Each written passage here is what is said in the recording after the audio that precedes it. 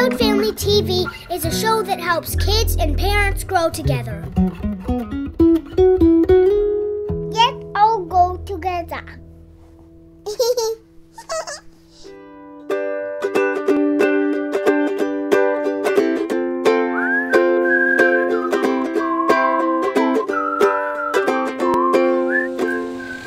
I like to talk about when everything starts, you know, when you decide to have a child. That's when it really starts. It's like, okay, what are we imagining for our child? How are we going to raise our child?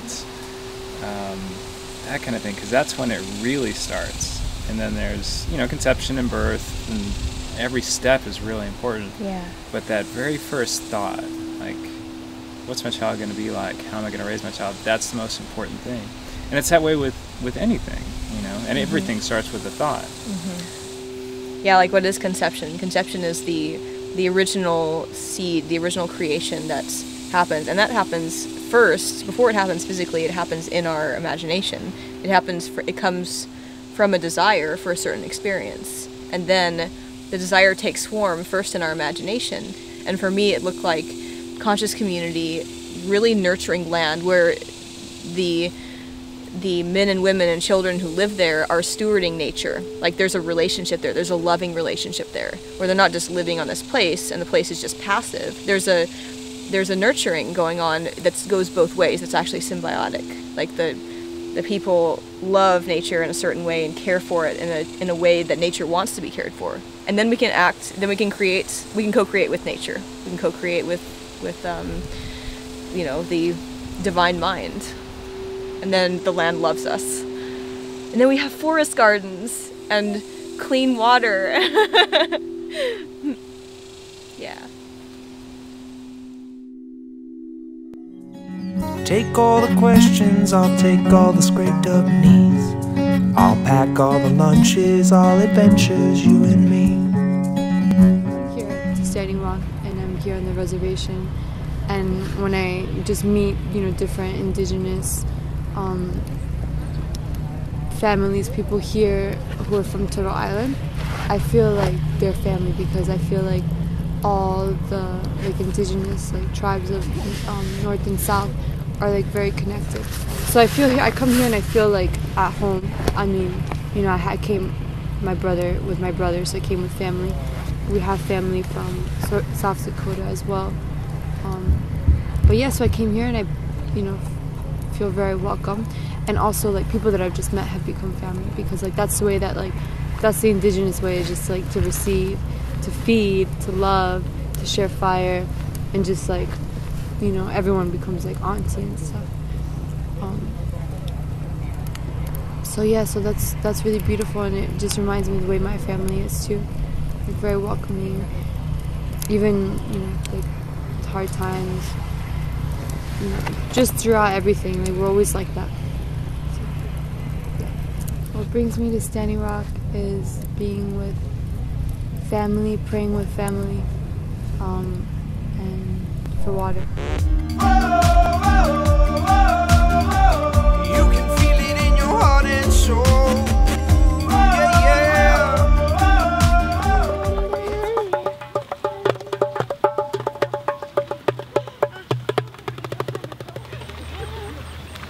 When God gives you a gift of music,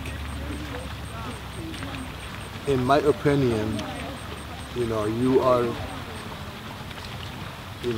are obligated to play music, because God gives you that gift. God gives you whatever gift, you know. God gives you the gift of painting, you should paint.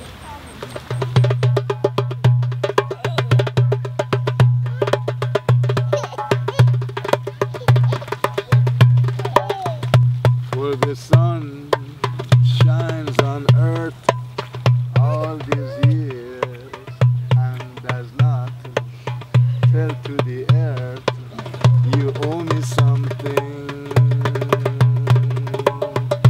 For the sun shines on earth all these years and does not tell to the earth, you owe me something.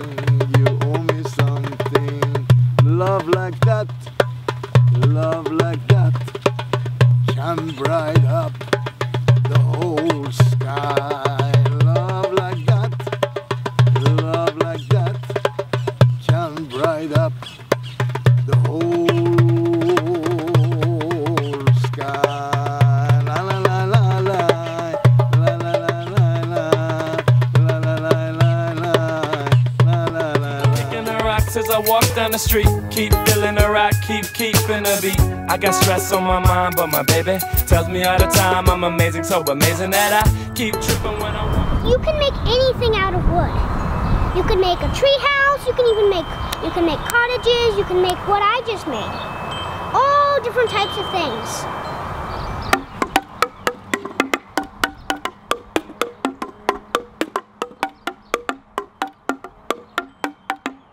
And if they're all different types of sizes, they make all different types of sounds.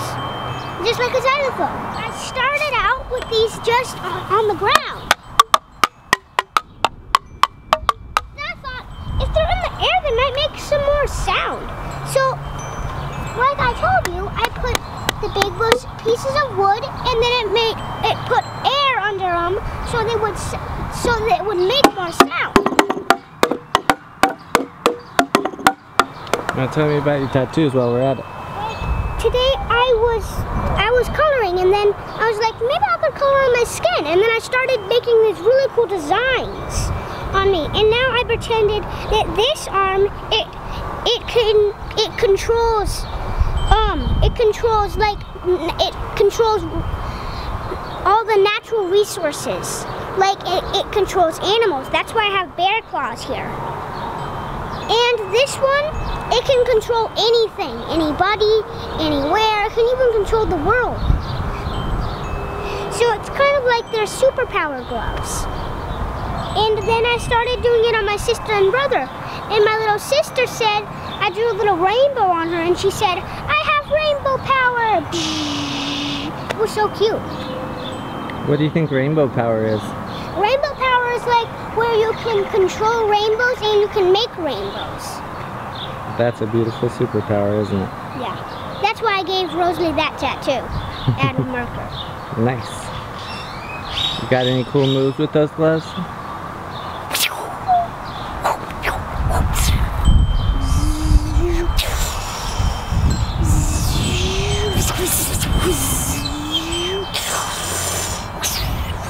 And if I put them both together, they make love.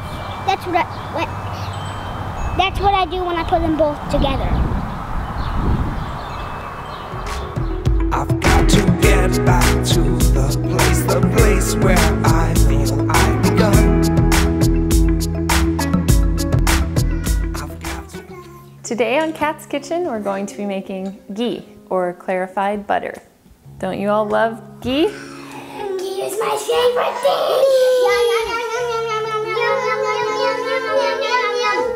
It's one of the staple foods in our house, used almost in every recipe when we bake. First, you need three cute kids to help you. And then you're gonna want, so this is 2 things of 8 ounces of unsalted butter. I like Kerrygold because it's from grass-fed cows, and you can find it almost anywhere. Sit down or get down? You can use ghee in any recipe in substitution of butter or coconut oil. Some people have coconut allergies, so ghee is a good substitute. And it's good for lactose intolerant people. And I'll tell you why in a minute. So we're just gonna put that pot on the stove and turn the stove on to medium-high. So you want to leave the flame on medium or the heat on medium only until the butter starts to melt. You can see that it's already starting to melt, and then you switch it to low. So once the butter's melted, you can hear that it starts making a lot of noise, like an active, babbling brook.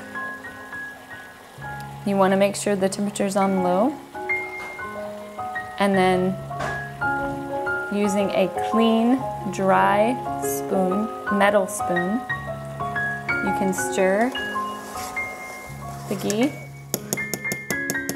every few minutes. It's important that the spoon is clean and dry because you don't want to get any water or bacteria into the ghee.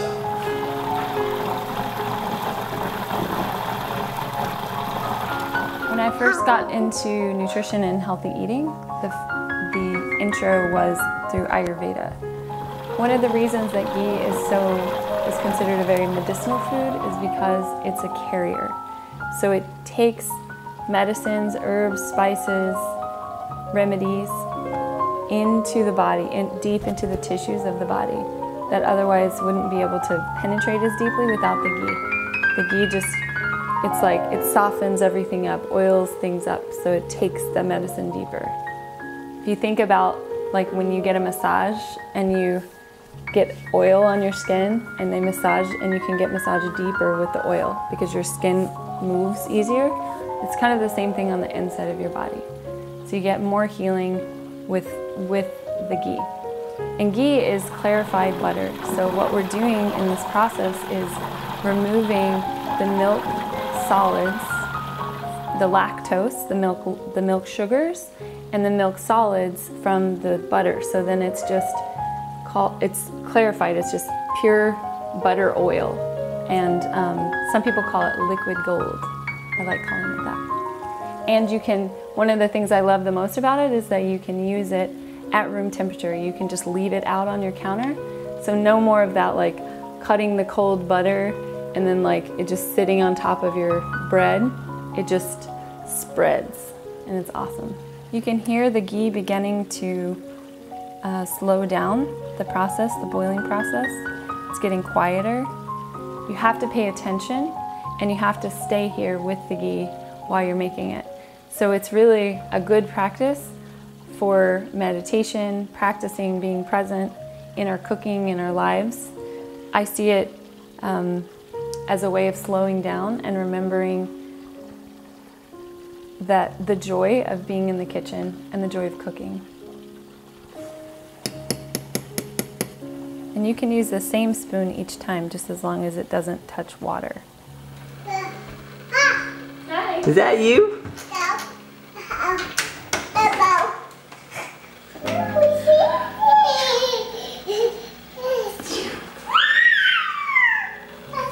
So this is almost done. It's really quiet. The kids are coming back in. It's still bubbling a little bit. It's making this kind of like sizzling sound, like and that's when you know it's almost done. And then I'm gonna just remove the ghee from the heat. I'm gonna put it over here on my little metal heating pad. And I'm just gonna let it rest for about 5 minutes before I pour it off. I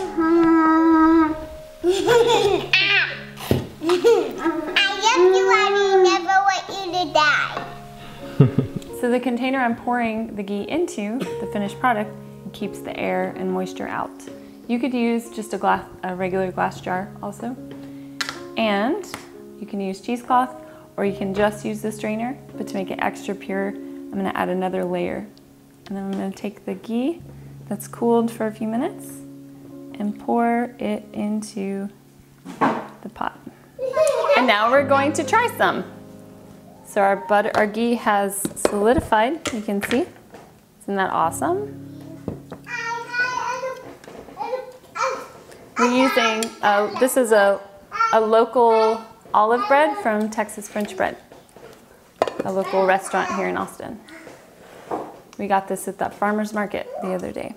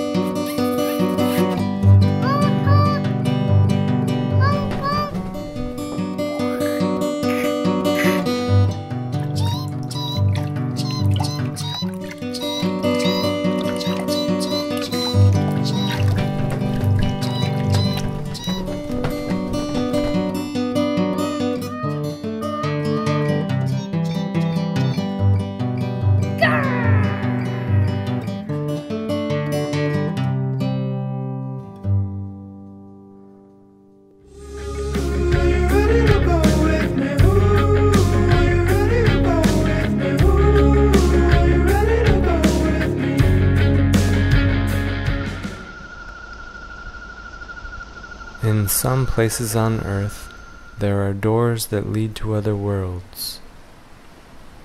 One is a canyon in Wyoming, where there is a river with a whirlpool.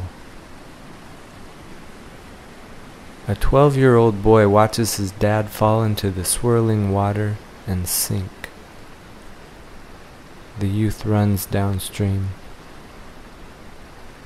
He yells to his older brother, 16, across the noise of the rapids, "Dad's dead." His brother says, "Don't ever say that again," and he asks to see the whirlpool. The older brother looks into the water, only to see bubbles. He screams into the water, "Dad, grab my hand." He waits by the water, full of wonder, wanting something more than an open door in the apparent absence of a dad. Climbing out of the canyon, thinking of the dad he had, he imagines the spirit of a man embodying an eagle and flying upward.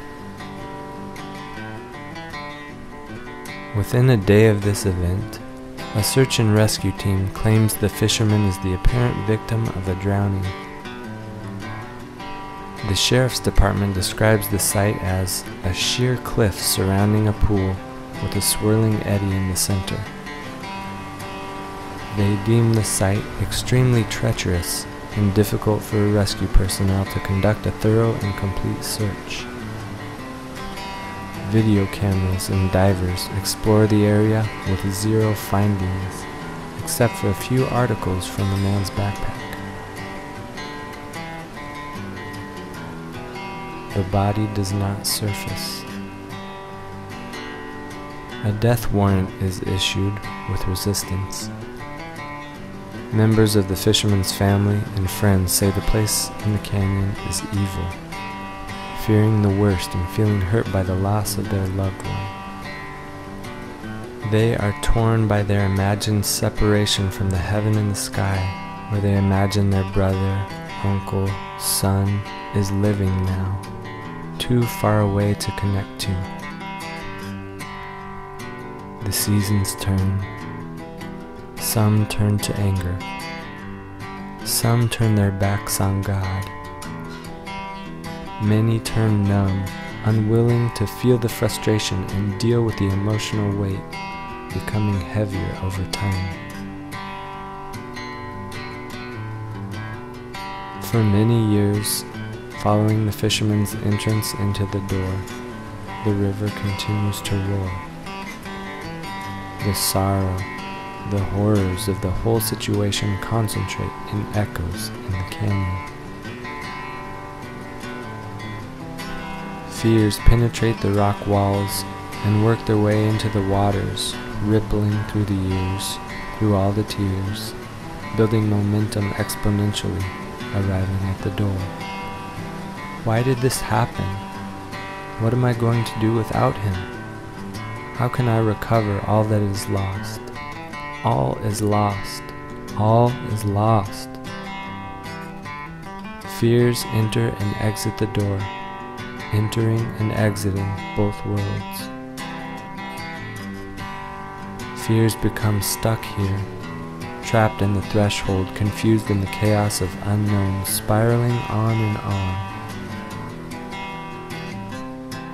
Until now.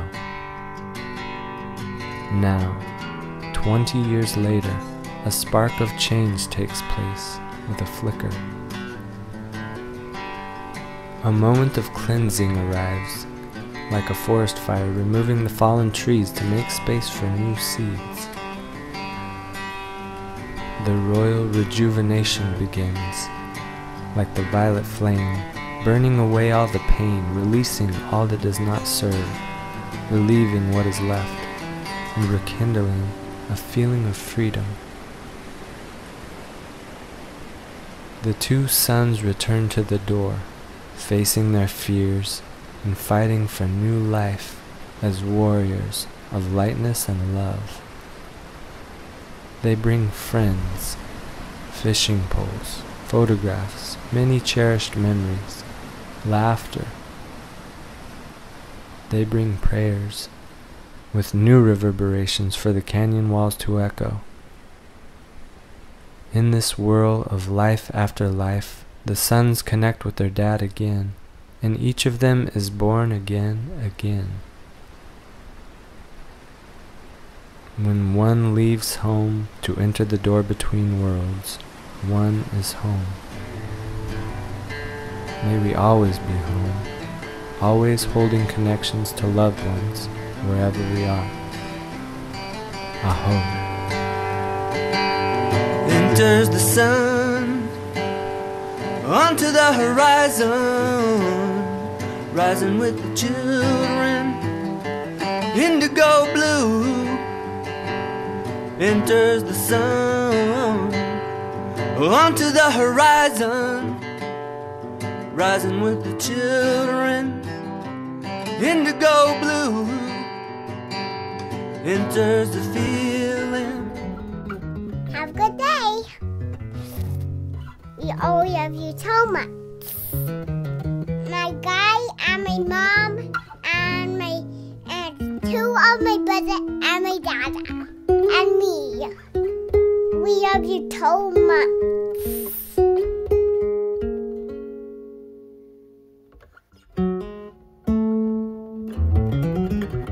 Ready, set, go!